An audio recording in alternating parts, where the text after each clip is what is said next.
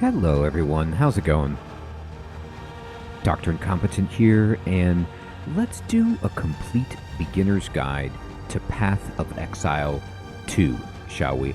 I've been playing this game a ton since I got it on early access on Friday, and I thought to myself, I hear a lot of rhetoric out there, and people have come into the stream and talked to me in the YouTube comments or on Discord about, this being a challenging game and maybe some trepidation about entering it and just wondering whether or not it's worth it to get it now for $30 American in early access, or to wait the 6 months or a year or whatever until it becomes free to play. Let me tell you straight off the bat, this is 100% worth the money I spent to buy the game in early access because it's fantastic. It is such a good ARPG. I'm going to be explaining this guide in a way so that if you've never played an ARPG, if you've never played Path of Exile 1, if you've never played Diablo, you're still going to be able to get into this game and really enjoy it, because it's actually kind of basic once you get to the core elements. And even though there is a lot about the difficulty, what we're going to do is mitigate that so that you can get into the game and enjoy it. Because honestly, the first act has some very punishing bosses that are a challenge, and yet if you know what to do, you can get through them pretty smoothly. And we're going to do that together, because once you get this game, at least for me, gets its hooks into you, I've been just having so much fun and playing it.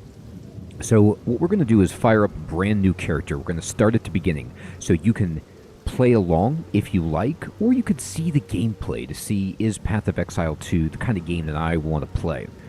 And I'm going to explain everything about the UI, the controls, some tips and tricks so that you can survive things that the in-game tutorial didn't quite fully explain, and people had to tell me on stream, or I figured out through trial and error, and just ways to make sure that you have fun with this game and don't get frustrated with it, regardless of your skill level. I am not a good player at these games. I am not an exceptional game player, and I am having fun with this. And my belief is that if I show you the ropes in the way that I know as not an expert player, then you'll be able to enjoy the game too. And you'll probably do better than I do anyway. So we're going to start off right now, and I'm going to use a controller to play this game because I believe that a controller is the way to go. You see, I have a few characters that I've started with and experimented with, but what you're going to do is just choose a new character. Now, Sorceress is the character that I've been playing in my Let's Play,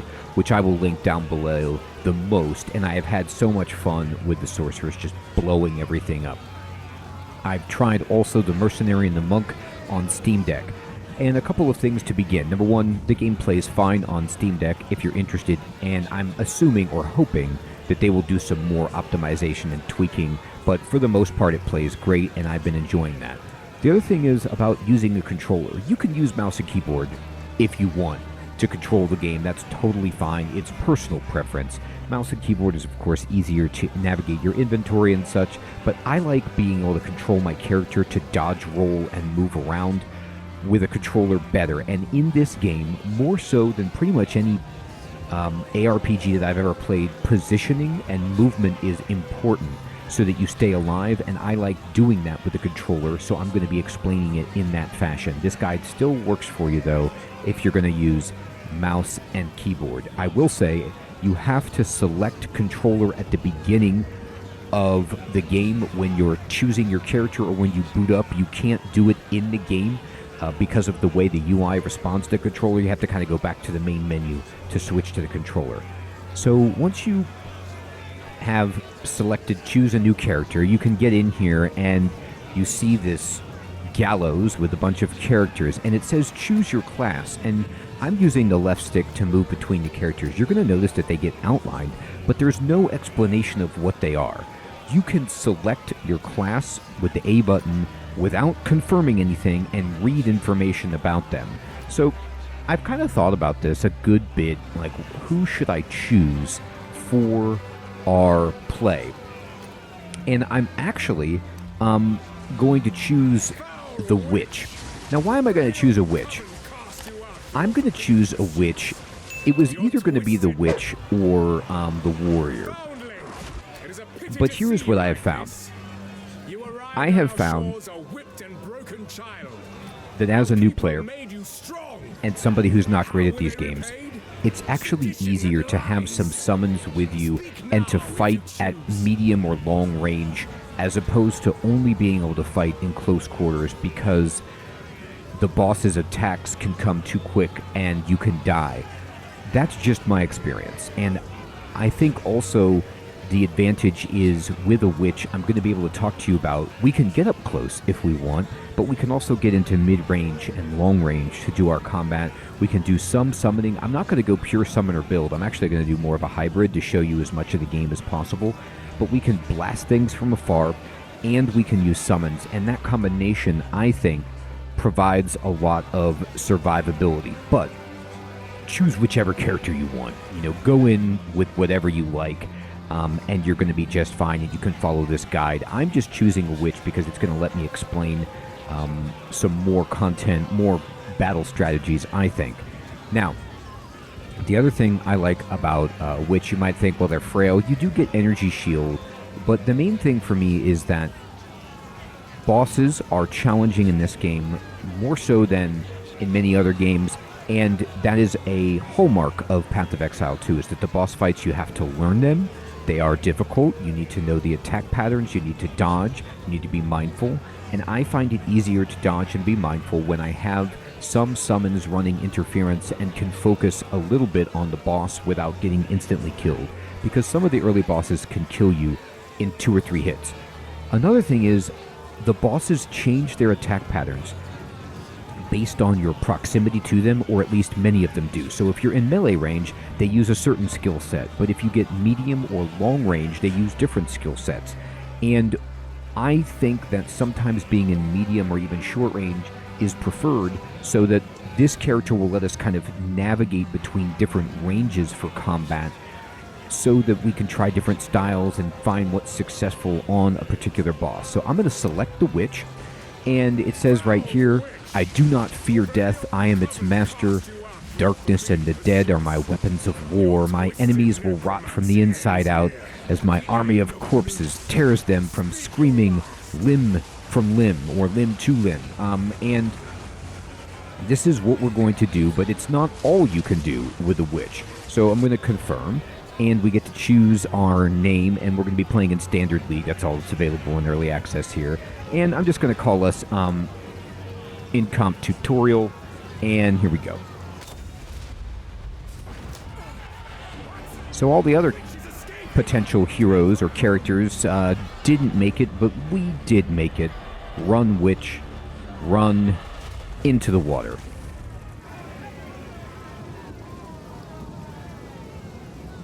So actually, Path of Exile 2 does provide some good help as you're getting into the game, but I'm going to add on to that because there's some gaps that I found as well that I experienced.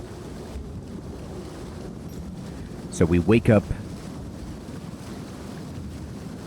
after a horrifying experience at sea, washed up on shore, similar to the first Path of Exile. And as it says in the bottom center of the screen, I can use the left stick to move and the right stick to aim. It's like a twin stick game. Left stick's going to move us. Right stick will orient our character, what direction we're facing and where we're aiming. Let's talk about the UI before enemies come on the screen and make life difficult. In the upper right, you're going to see the mini-map. We can make that bigger by pushing down on the directional pad, which we'll look at in a moment. The bottom left and bottom right have the hallmark health and mana globes, respectively. Red is health, blue is mana. And in the bottom center, you're going to see our hotbar, which are already bound to buttons on the facepad of the controller, which is great. And it uses the bumpers and triggers. So, for example, down is the map on the directional pad. Left is a health potion. Right is a mana potion. A right now is just our bare hand to interact with things. B is dodge roll. And right bumper is punch in the face. So I'm going to get up with left stick. I will not join the dead today. No. And we're going to look around. Now, your orientation may be different. It's random. This is a procedural game. It loads instances for areas, and it procedurally draws the map. So the town, for example, will be a fixed outcome or fixed map, but the submaps and the other levels, the instances, will be random. So I've had games when I've booted up that I've had to go to the left when I started out, or when I've had to go to the right. So don't freak out if you go a different way from me. And we found a person here, and whenever you see this kind of flaming spike above their head, that means they have a quest. We need to interact with them. And in the bottom of the center, you see it says, talk to the wounded man by pushing A to talk to non-player characters. I'm glad to see another living soul. The miller went off to warn Clearfell about a strange sickness plaguing our men. I was fixing to go after him, till that bloody thing got to me first. Now, all those who drowned in the flooding, suddenly they ain't so dead no more. I would appreciate it if you could... Oh my god. Okay. Reach Clearfell. Find the miller. Well, we're gonna find the Dead miller. rise again. Oh, I'm going to like it here. The witch has a strange reaction, or fine reaction, depending on your outlook, and now more information on the UI has come up. So, by the way, you'll notice that the dialogue for many characters will just automatically progress, so you don't have to push A, and in fact, you shouldn't push A if you want to hear the voice acting. So I'm going to push A to pick up this wand. Now, you can see also in the kind of bottom right of the screen, when you are near an item and it's selected, it'll show you on the game map, push A to pick it up, the withered wand. It has its nameplate highlighted. But also, there will be a pop-up tooltip that will show you a picture of the weapon and a description of it and its abilities. So this is going to grant us the skill Chaos Bolt. So I've now got a weapon. I'm going to push select on the controller to open up the inventory. Of course, I on the keyboard. And I'm just going to equip this by pushing X. And you see here, this is the character screen. In the top center, there is a ribbon that I can run along, pushing right and left bumper to go to my skill panel, my passives, my character screen with more information, the inventory, which I'm on now, cosmetics, which will get more developed as the game goes along.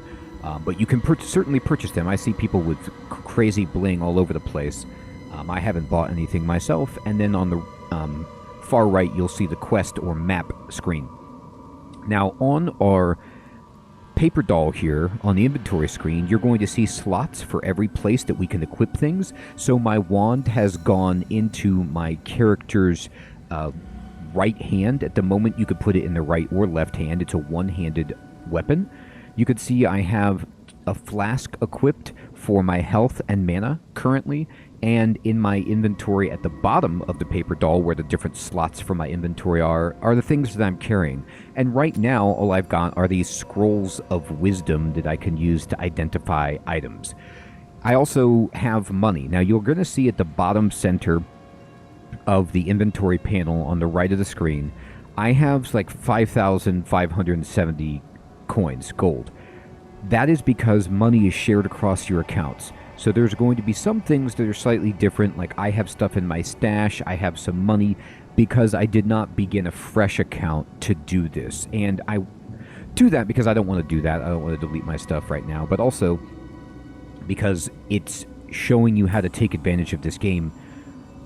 It becomes, if you think the game is challenging, and it is, the more characters you have, the more you play, the more you build up your stash and your money. You share that across your characters so you can find a good item for one class and pass it to another using your stash and make your different characters stronger so your progression is kind of shared, which is fantastic.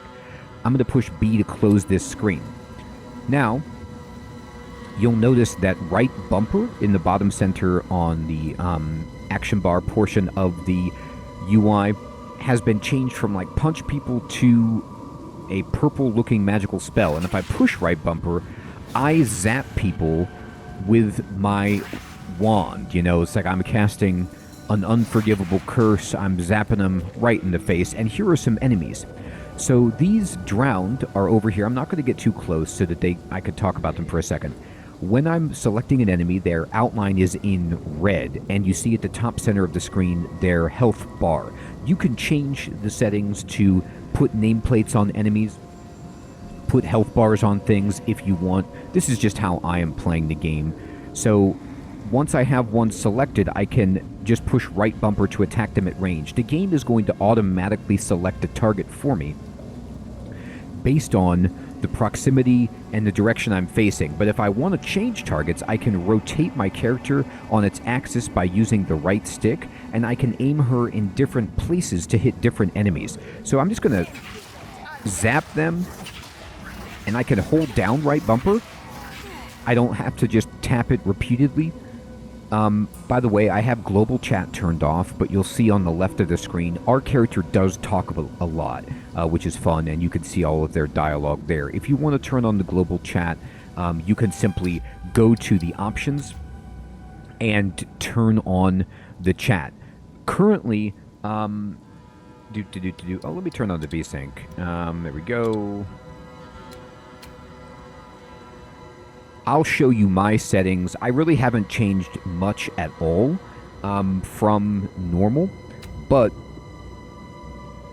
you can fiddle around in here.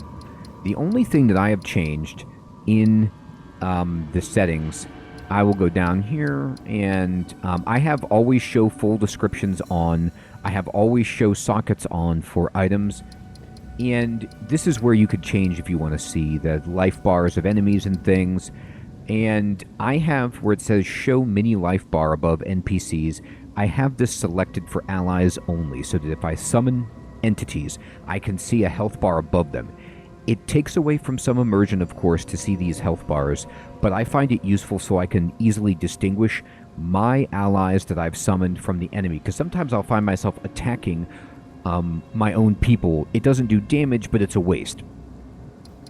And then down, you'll see the chat, and I've toggled this to turn off global chat just because it can be distracting and I don't want to read it. There we go. So another thing you'll notice about attacking is that I'm just holding right bumper to attack. It takes nothing for me to do this. I'm not using any mana. This is just my basic attack from my wand, so do it to your heart's content.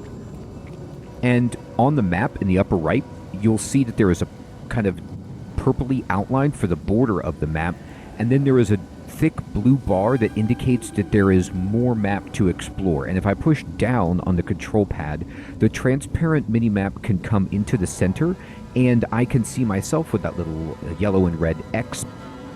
And you see right straight down below me, there is a blue line, and if I move, I uncover more of the map. I can push down again to put the mini-map back in the upper right. You can also fiddle with the mini-map settings. You can change the size of it, the zoom, the transparency, if you wish. Now, I'm just blowing these enemies away. They are stupid and easy. They're just zombies. So let's put them down. In the bottom center of the screen on the UI, you'll also see a bar that's filling up from left to right underneath my action bar buttons. That is our experience bar. We are gaining experience by killing these enemies.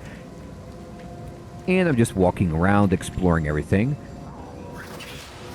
It's worth explaining now, but the game will do it. You can at any time push B in a direction to do a combat roll to get out of the way of things. And this is incredibly important because you'll need to do it a lot. And in fact, let's say I'm holding down right bumper to attack. I can interrupt my attack. I can roll and interrupt most things to roll to get out of the way because rolling is so important.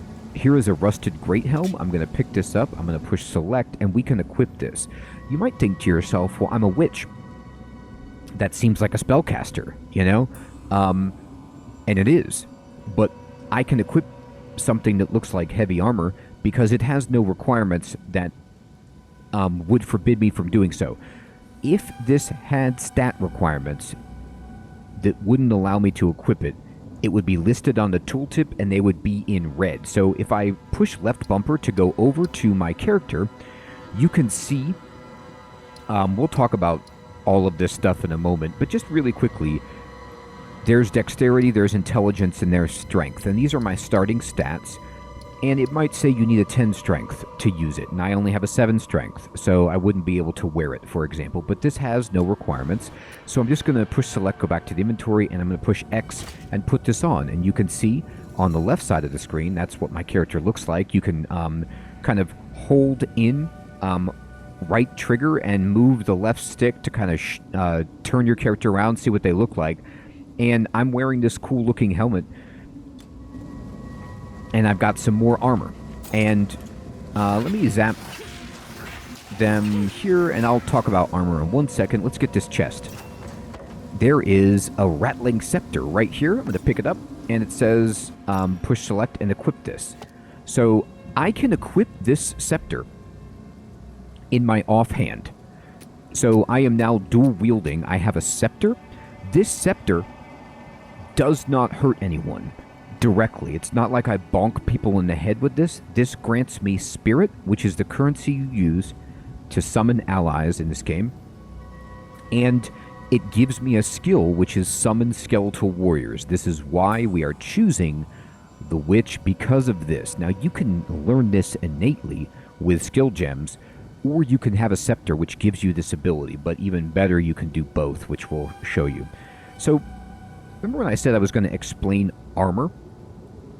Let's say I wanted to understand anything about a tooltip for something I have selected. I can push in the right stick, and you can see in the bottom right of the tooltip it says info, press right stick, and I go to this kind of examine interface or info mode where I can move my cursor around using the left stick or the directional pad to different keywords on a tooltip. And the keywords will be underlined with like a dashed underline. So scepter, for example, I can look at this and I can push A, and it just tells you what scepters are. They're one-handed weapons that require strength and intelligence to equip. So this is important to know, because we see, oh, well, maybe I actually want to raise my strength so that I can equip all the scepters that I find. And it says at the bottom, you know, or let's just keep reading. Scepters can be equipped in your main hand or offhand, but you cannot dual wield 2 scepters, so you can't have double the scepter. You can just have 1.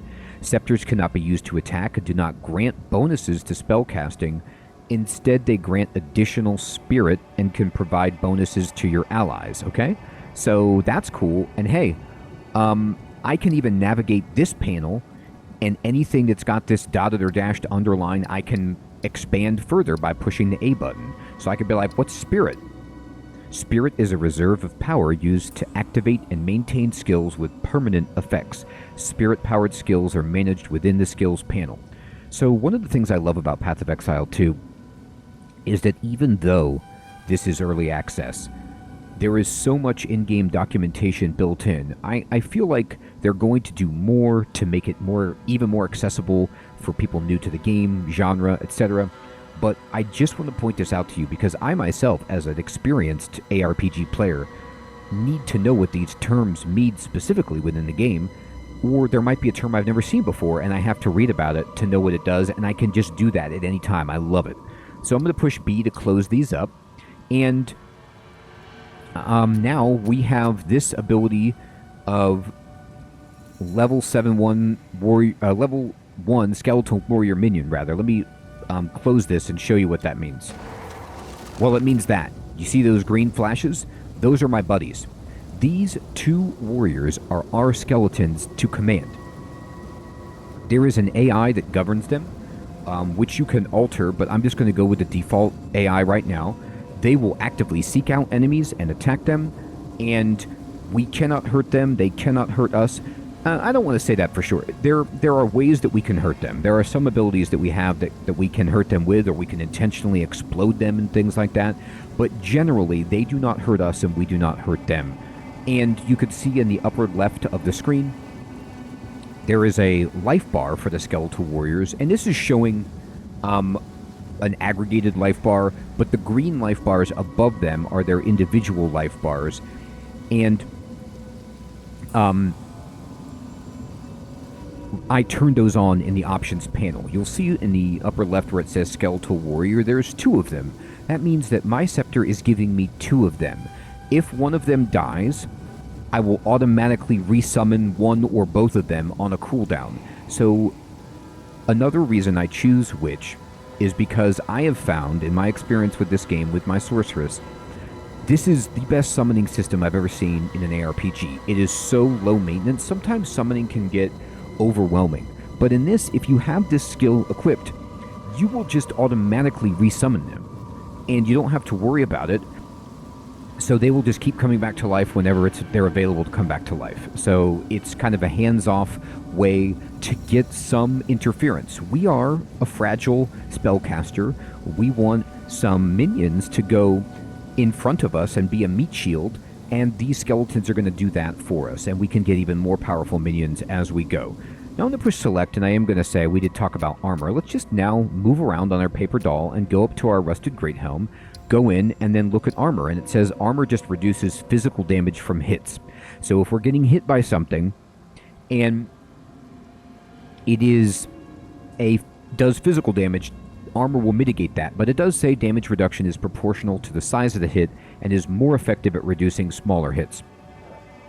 So there you go. And armor is going to be very important for us right now, but it's one of the three main ways to mitigate incoming damage. You have evasion, you have armor, you have energy shield, and then for non-basic damage you have resistances. So let's go ahead and keep going through. And I'm just going to explore the map. And here comes some bad guys. And watch my skeletons. They're going to run off and fight. You can see one of my skeletons is kind of getting hurt. But I can stand here.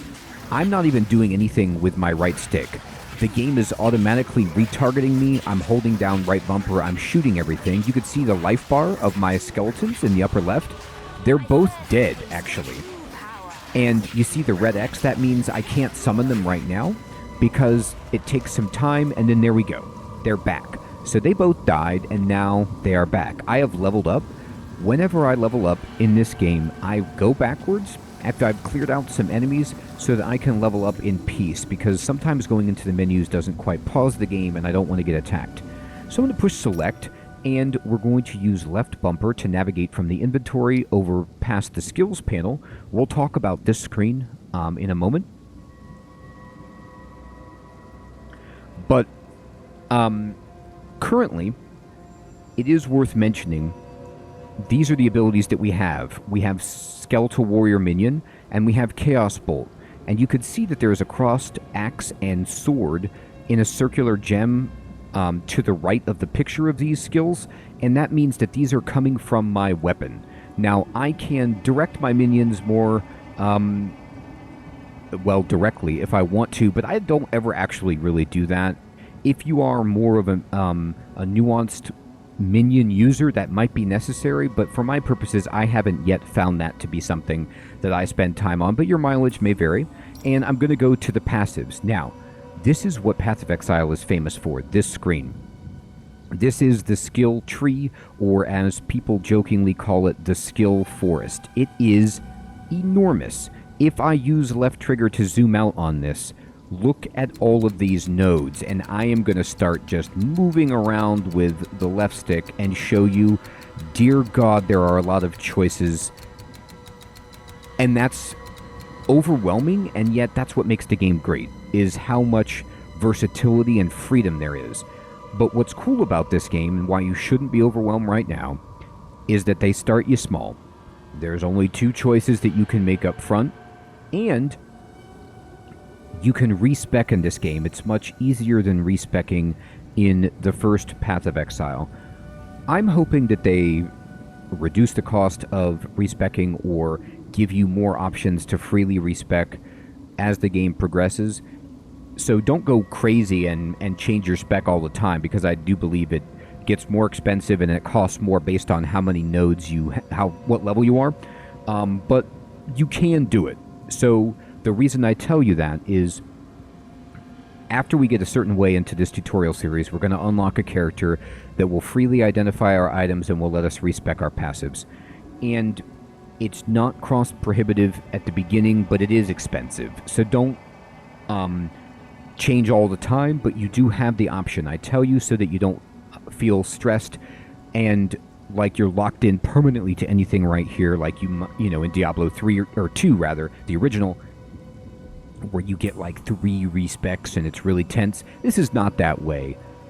But we're going to try to make some good choices, and what I do is I just make choices and roll with the punches. I'm not looking at guides, and I'm not going to tell you how to min-max. I'm not going to be like, this is the exact thing that you should take and you have to go this way.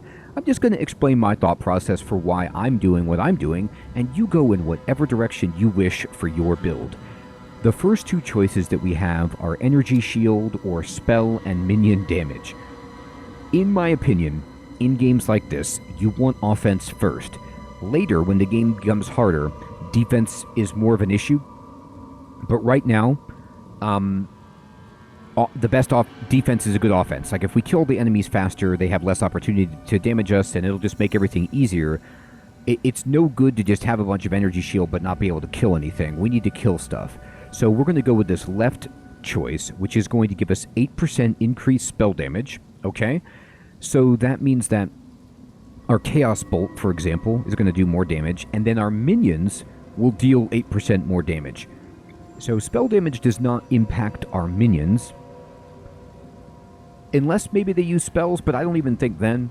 But if we wanted to find out for sure, we could just go to the info panel, and we could say, hey, what's spell damage? Spells are skills that use raw magic, and attacks are not spells, so hitting people with a sword does not use spell damage.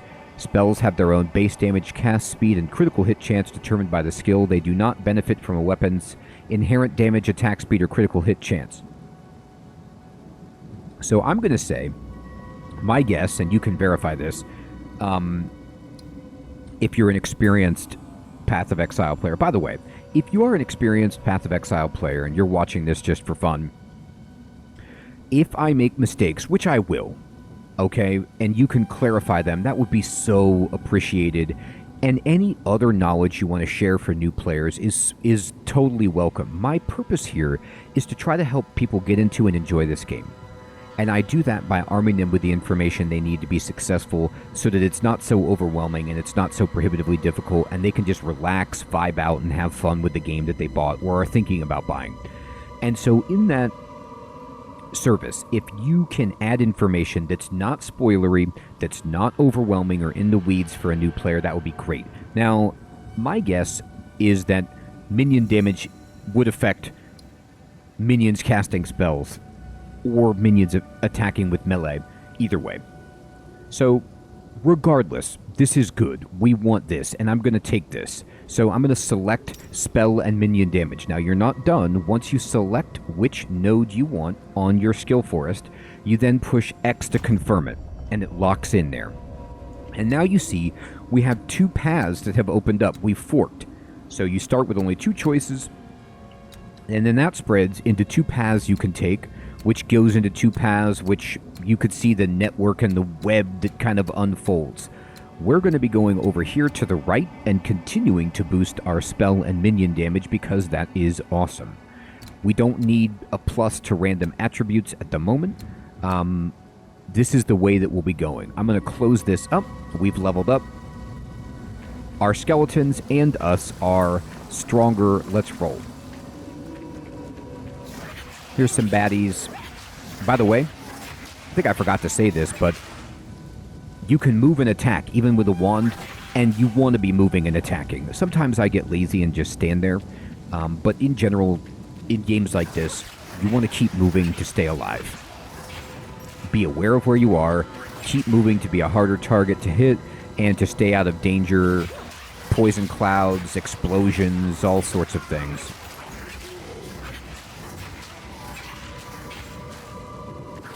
These enemies are super easy right now, by the way. You might think, well, this game isn't hard. In about, well, we'll see. We're going to get to something hard really fast. Okay, and we got our first skill gem. So if you played Path of Exile 1, these are going to be familiar to you, and yet they aren't.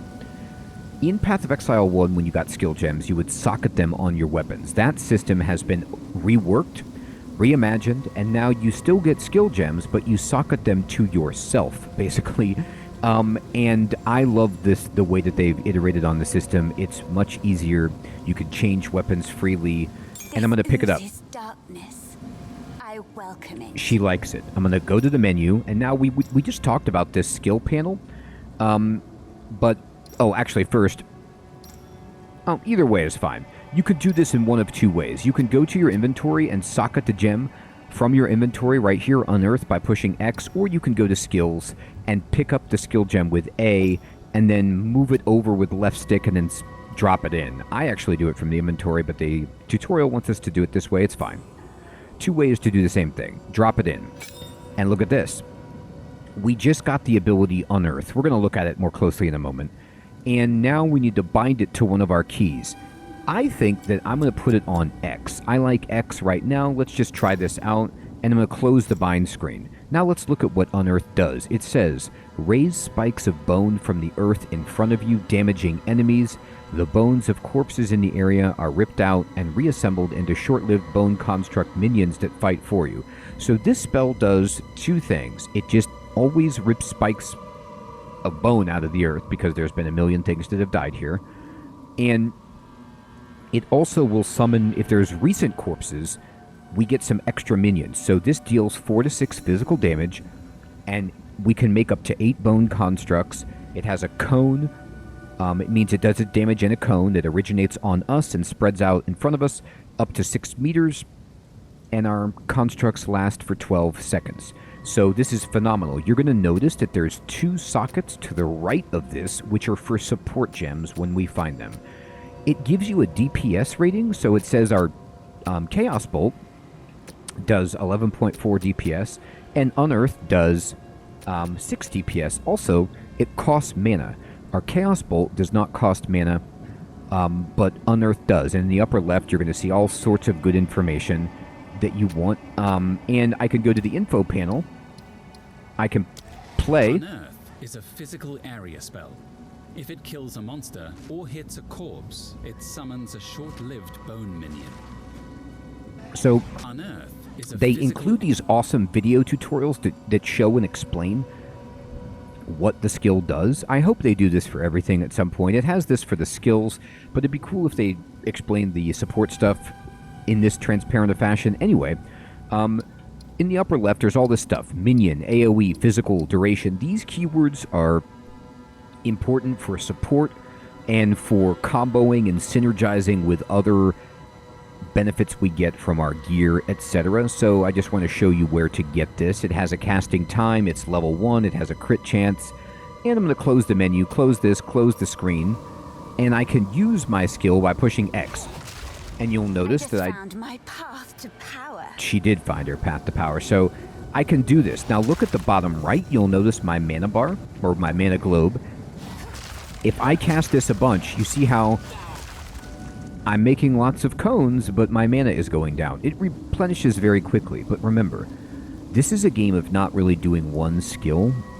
You can make a super powerful skill, which I like to do, but you also need to use a variety of skills. And if your mana starts going low, just switch back to your Chaos Bolt, because it's free. Alright, let's keep exploring, see if there's anything else here that we want. And you see how this skeleton, or this drowned corpse, rather, is highlighted in green? That's telling you that if I use my Unearth, I'm going to get some guys out of it. And I've made these minions. So they're going to come with us for a little bit, and they look absolutely terrifying. Let's go across the bridge. We got to a checkpoint. So some people say that this game and our constructs have crumbled down. They died. They only had 12 seconds to live. Some people will call Path of Exile 2 a Souls-like. I would agree with that in a broad sense. It's a Souls-like because it has challenge, because it's dark. It's got this very, very rainy, almost Bloodborne, macabre feel. You can do a dodge roll, which is, emblematic of the Souls series, but really, it's because it has hard, challenging boss fights. That's the main comparison. And these checkpoints, I kind of think about like the campfires in a Souls game, because what happens is, if you die, you resurrect at the checkpoint. All the enemies are respawned, and you can go back to the boss.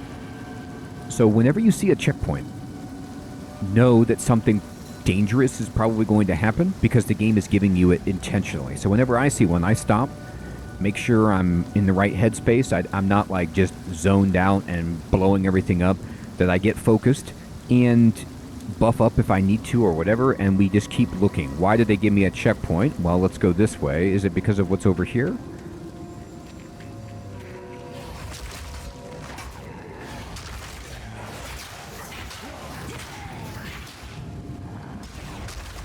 Making some guys. So you can see how our army got better. You see on the upper left, 4 bone crawlers now. I'm going to pick up this belt, and I'm going to equip it. This just gives me 25% increased mana recovery from flasks. Great. And a charm slot, I believe. And I'm just going to explore the map. There's a lot of guys here.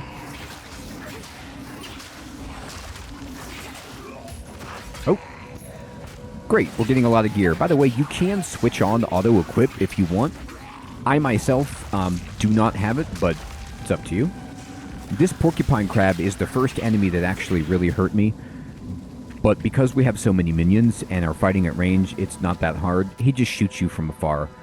And these vestments give you 25 armor and 16 energy shield. I'm going to equip them. You see I totally changed my outfit. I'm looking good. I look like a deranged, man in the iron mask kind of cleric. I'm like a member of the Iron Spanish Inquisition. Nobody expects us. Now, in the bottom left, my health bar is surrounded by this kind of blue arc. That is my energy shield. So incoming damage goes first to my energy shield, and then will go through to my health. If you push in right stick, you can get the numbers. You can see in the bottom left, for example, I have 54 life, I have 16 energy shield, and in the bottom right, I have 100 spirit, I have 68 mana, I'm level 2, I'm 28% the way to the next level, etc. I'm just going to keep rolling and exploring, seeing what we can find, and they just gave me another checkpoint. I think the first checkpoint that they gave us, I'm going to go back here to make sure I explore everything, because I want all the gear. I'm notoriously what my friend Alex calls a loot goblin. I like to try to get all of the treasure possible. I don't want to miss any behind. So I'm going to go back and just see if there's any more. I think they gave us that first checkpoint because of that porcupine crab. I'm telling you what, we destroyed him because we had all these minions. But sometimes in this game, because of the way the map zoom works, ranged enemies can start shooting you and you can't see them. Because they're off the screen, which is annoying. So you have to be careful of that. And that's another reason I like minions. Because if I see them run off to fight something, I know there is an enemy there. And they can provide me with the time I need to make a defense. I'm going to go this way now. We've explored it all. And we found the miller. But the miller is big and scary. So this is a boss. You see in the top center of the screen, it says the bloated miller in orange with a huge, elaborate health bar. This means you are fighting a boss. This guy is hard. If you die on this dude, do not feel bad. I died with my monk on this guy, I think 4 times before I defeated it. It is a challenge because he's going to do some attacks that do a ton of damage. And you need to be aware of that. Your health potion is not instantaneous, so you can get wrecked right here. We're going to do our very best to stay alive. And what they're explaining to us, he's doing a charge attack. The game is paused because they want to tell us about dodge roll. So I'm going to just dodge out of the way and start hitting this dude.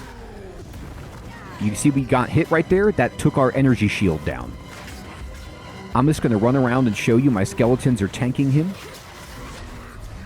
If you see him charge up like that, he telegraphs his move.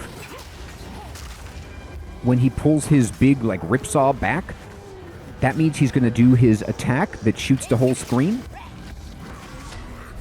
Dodge out of the way. We're going to get some more minions here. His other attack, he'll pull his weapon back because he's going to charge. Okay, I got hit because I was concentrating on summoning minions. We have almost all the constructs that we can. There we go. I have 2. Oh my god, I've been hit. I'm going to push left on the directional pad to use my healing item. Alright, he's getting upset.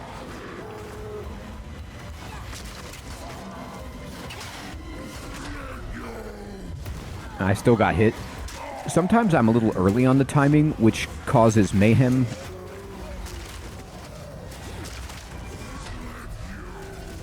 Alright, there we go.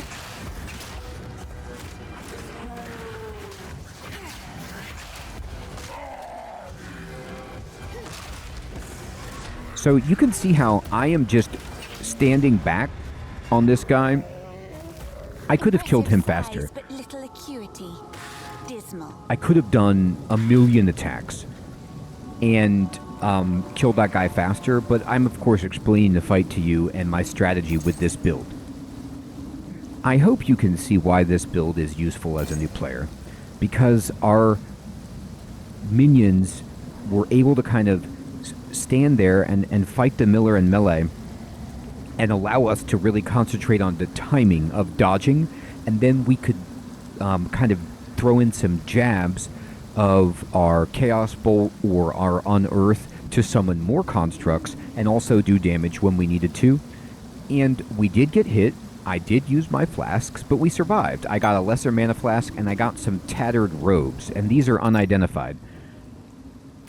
I can push X to use a scroll of wisdom, which is in the bottom right corner. I have 3 of them, to identify this, and you could see with the tattered robe, it's blue. Blue means that it's a magical item. White, like this, means it's a normal item. Yellow means it's a rare item, and then you can move up into even more rare, unique set items and things like that. I'm going to push X to identify this. So when you identify a magical item, it will tell you everything that it does, and the name has changed. It says Protective Tattered Robe of the Newt. So these adjectives and modifiers mean that this is doing something special for us, and let's see what that means. So for example, it has more energy shield than before, and it's regenerating our life. So it has 34 energy shield. The number is in blue because it's been augmented. It's been augmented by where it says 22% increased energy shield. So the starting energy shield has been modified by 22%. That 22% increased energy shield means this item has 22% more energy shield. Not all of your energy shield is amplified. And this item is giving us 1.2 life regeneration if we have it equipped. If it's in our bag, it does nothing, of course. The Newt is the regeneration, and Protective is the extra energy shield. Now, I could push R3 to compare them, and I could see which one I like better. Also, when I'm on this screen, so I've got the Pilgrim Vestments to the right, which gives 16 energy shield and 25 armor. You see how down below on the Protective Tattered Robe of the Newt info panel, it says 22 or 15 to 26%, 1.2 or 1 to 2 life regeneration. Those numbers in parentheses are the possibilities. So every time you get an item, it rolls on a table. So I could have had as low as 15% increased energy shield or as much as 26%, and I got 22% with this item. I'm actually going to equip this robe because I like, first of all, it looks more witch-like, but I actually like the extra energy shield. Energy shield is something I love because it is a barrier that regenerates on its own, and you don't have to drink a potion. It just does it over time, and it gives you like just that extra hit before you die to give us some sustain. So I am a big fan of it. And then our mana flask, I'm going to identify it, and this just says it gives you more charges. This is not great. And I'm also going to identify this to see if it's better. This does thorns damage to enemies that attack us, so enemies that hit us are going to take thorns damage. This is not good for us. We don't want anything to hit us. The damage that it's going to do is inconsequential. What we want is to stand back and our minions to hit things and our spells to hit the enemies and not to get hit. So this isn't worth it. The mana flask I'm going to equip it because it's better than the one I have, but we're never going to use mana flasks with this character right now. We're not using enough mana. That's for later. Now notice when I change flasks, this is very important. If you're in the field and you change flasks, your flask is empty. Both the flask you had equipped and the flask in your inventory. So you don't want to change flasks in the field. You want to do this in town so you can refill them at the well. And what does that mean? Let's go find out. Let's go to the town. Well done. Please come inside. I'm going inside. So you have to hold A to go in. And then when you want to go into the town, it says, do you want to make an instance? And it tells you who's in this instance, the other players. And I'm going to say, yes, let's just go into the instance with these other players of the town. Not everybody, of course, is in the town with us. This is a multiplayer element of the game. I am playing this series, this guide series, and how I play the game myself all that remains? is entirely single player. However, when you go into shared spaces like a town, you will see other players. But not everybody is here because it would cause all kinds of lag. There's only a certain amount of players here. And here's Renly. He has a quest. Renly's the name. You're skilled with the violence, if what you did out there in the riverbanks is any sign. Another refugee from the Count's justice, I take it. But have no fear. This place is something of a hideaway for many of us now, and we could sorely use your skills in these dark times. I'll smith for you what I can, if you're willing to bend your violence toward our defense. I'll bend my violence. So at this point, he's giving us a reward. You just push X to take this uncut skill gem. These uncut gems are like the best thing you can see in the beginning of the game, and actually throughout the entire game. There's a beast of particular dark power stalking us out in the Felin. It moves unseen under the dirt and attacks without warning. We can't leave the walls to find food, and I've been unable to corner and slay the beast myself. So sometimes the dialogue doesn't progress and you do have to push A. When this happens, it's because they have some kind of quest ultimatum. Now, if you could channel your violence against this devourer, as Finn calls it, we'd be indebted to you. And you just say, yes, I'll accept the quest. A kind leader. Hopefully he survives. The witch. So whatever character you pick, they have their own personality and their own responses to things. Here is a waypoint, so we can always teleport back here. Here is the well. Let's go to it and just use it. And our flasks have been refilled. You see Finn is right over here. We could talk to him later. But let's talk to Una. She's got the quest icon. Welcome to the Camp of the Lost, stranger. We survive, but we do not live. I am Una. All this began the night Count Gino took his most loyal men into the Grellwood. After he returned, a madness grew in him. Something happened out there. Please, I beg of you, travel into the forest and begin your search. There must be some clue as to what took place. I fear this land's sickness will only deepen unless we do something. And now, again, it pauses. She has a quest. Cute girl. Surprised she lived. So we need to travel to the Greenwood. And in the upper right, under the map, you could see the quests are being tracked. So we're tracking Treacherous Ground, the quest. We need to search Clearfell for the entrance to the Mud Burrow, slay the Devourer. That's what Renly wants us to do. And then we need to travel through the Clearfell to the Grellwood. And there's a salvage bench up here, and there's Renly. Fantastic. I'm going to push pause, and I'm going to show you that... oops, not here. Select.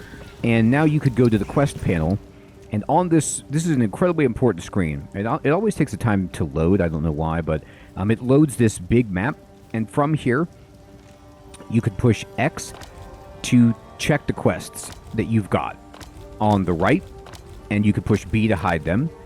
Now, this map is very, very important because it shows you what's in each area. You could see the spikes are where I need to go. These question mark circles on the map, those are the different quest locations. I could push left stick in to get a legend, and it tells me, oh, there's a boss encounter with an upgrade in this area. There's also a rare monster encounter and a notable chest. And that is in the area around Clearfell. So I want to go get all of those. If they are lit up, illuminated in white, that means you need to kill them. If they're grayed out, that means that you've already killed that boss. You can repeat fight bosses and stuff like that, but the first time, it will keep track just so you can know what you've actually done and what you haven't. You can also push R3 to inspect the points of interest more closely to see what they mean. There's a mysterious campsite. The Miller. So you see how this skull is grayed out? We already killed the Miller, so we know about that. And there's Biera of the Rotten Pack. Okay. And then there's a whole bunch of stuff over here. Clearfell is where I want to go. There's the Mudburrow. There's the Grellwood. And we want to go to all of those areas eventually. Now I'm going to push select. I've got some stuff that I don't want, but let's quickly use our uncut skill gem. I'm going to push X on this, and now... Monsters that die while infected with contagion will spread the infection to nearby enemies. The damage of a contagion increases each time it spreads. Other chaos debuffs on the enemy, such as Essence Drain, will also be spread.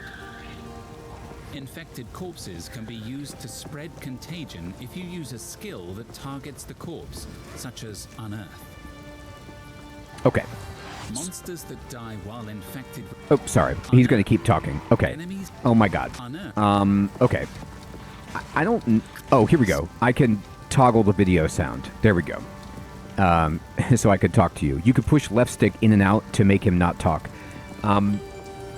So, this is our first real choice, where we got to choose our passive, but now we get to choose what skill we want.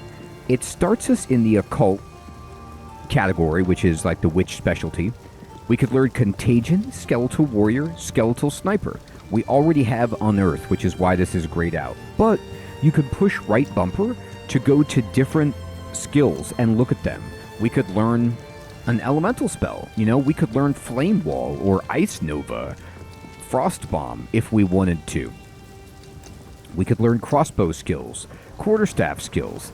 So, at this point, I'm actually going to pick us up Skeletal Warrior so that we can get more minions. But soon, we're going to come get some elemental spells too, because I love elemental spells, and I want to have something better than just Chaos Bolt that we can do in the back to help us do more damage. Like, I don't know, drop a wall of fire down on enemies. So, you might say to yourself, well, you already have Skeletal Warrior. Yes, I do. I have Skeletal Warrior from my scepter, but I can also get it for myself. I'm going to push A on this and select it, and I'm going to confirm it. And then I'm going to push X to socket this from my inventory. And this screen's a little bit complicated, but let's just talk about it. Basically, what this is saying is that I have 100 spirit right now. And I can use this spirit to activate auras and spawn minions. So a Skeletal Warrior currently costs 60 spirit, and I only have 100, which means I can make one. So I push up on the directional pad, and you see how my spirit goes from 100 down to 40. And it says cost 60 spirit in red because I don't have enough to make more. So once I've got one skeleton, I'm just going to be like, yes, this is correct.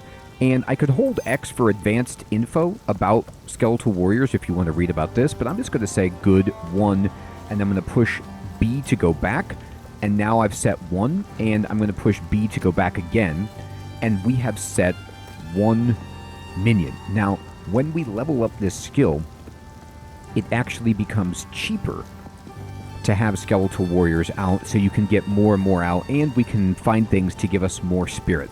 So I'm going to push B and close this, and I'm in town, so you won't see this, but once we leave town, my scepter will summon 2 Skeletal Warriors, and I will summon 1. So now we have 3 warriors, which is phenomenal. Let's see. Let's talk to Una. Yes? And Una can not only... You can talk to her for more information, and this is all voice acted. The game is beautiful. It's got great voice acting. You could talk to her about Clearfell and Renly, which I do, and I talk to everybody in my Let's Play of the game, but in the guide, we're not going to do that for just focusing on explaining the game. But you see how you could push X to buy or sell items from her, or you can push Y to disenchant items. I'm going to push Y, and I'm going to disenchant this thorny, tattered robe. You can only disenchant magical or better items. Normal items you just have to sell. If I disenchant this, you can see it's going to make a transmutation shard. I'm going to push Y to do this. And on the left, there is what Una's going to give me for this when we disenchant it. So I give her this item, she gives me this shard. If I get 10 transmutation shards, I just move the left stick over to select this to see the tooltip. It becomes an orb of transmutation, and we'll talk about that in a moment. And I'm happy with this, so I'm just going to hold A for accept trade. You can see the commands in the bottom center. Hello. And then I'm going to push X to buy and sell, and I'm going to sell this item. I could just push Y to quickly sell this and sell this. I'm selling stuff because I don't want to bog down my inventory with garbage, and those items are garbage. I will never need them again. You can go here and buy stuff from her. You could see how, for example, this wand is way better than the wand that we have. It gives Chaos Bolt, but it also boosts our spell damage and our intelligence. There might be some better scepters for us. Yeah, this one gives our minions extra life. I'm not going to buy anything, though, because I'm going to focus on just finding drops. I have a good amount of money. I mean, not really. It's the beginning of the game. But I have some money I could buy this, but I don't want it to be unfair where, like, you're starting out and you have no money. So I'm not going to buy anything. I'm just going to show you that you can. And I'm going to push B and close this. And I'm going to go over to my stash. I'm going to open the stash. Now, again, I've put some stuff in here from other characters. So I have a bunch of orbs. I'm going to stash this shard. And it goes in here. And let's just talk about some of these orbs. So if I got 10 of these transmutation shards, it would become an orb of transmutation. And a full orb of transmutation is right here, and it makes a normal item a magic item with one modifier. So you could use this on one of your white items to make it better. In fact, I'm going to do that. I'm just going to push X and use this on my belt. And now you see that my white belt has turned into a blue belt, and it's given me fire resistance on top of its other ability. So I will go into the orbs and the runes and all of your upgrades later, but I just want to show you this right up front because this is something that new players sleep on. Do not sandbag these incessantly. Yeah, you don't want to waste them on garbage, but they give you these for a reason so that you can make your character stronger. If you find that the game is hard, look at your loot. Can you upgrade it by using any of your orbs? Or can you, find something at the shop that's better than what you have? There's always a way to try to make your character a bit stronger using these orbs, and disenchanting gives you these shards that lets you have more ability to customize your own items that you like into what you're looking for. So I generally tend to disenchant things as opposed to selling them because money's a little easier to find than the shards and the orbs themselves.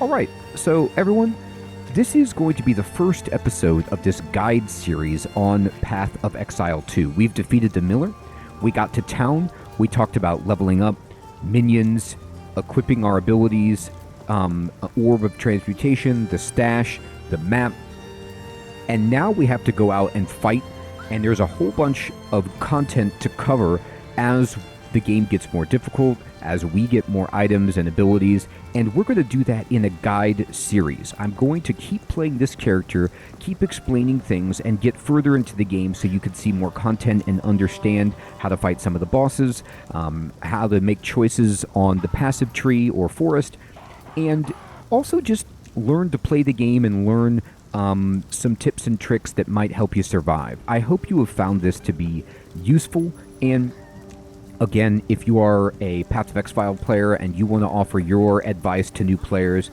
that would be so awesome. Just make sure you do so in a way that's beginner-friendly. Everyone, I want to say thank you so much for watching. I hope you're enjoying the game and finding this to be helpful. I'll check you in the next episode. Take care.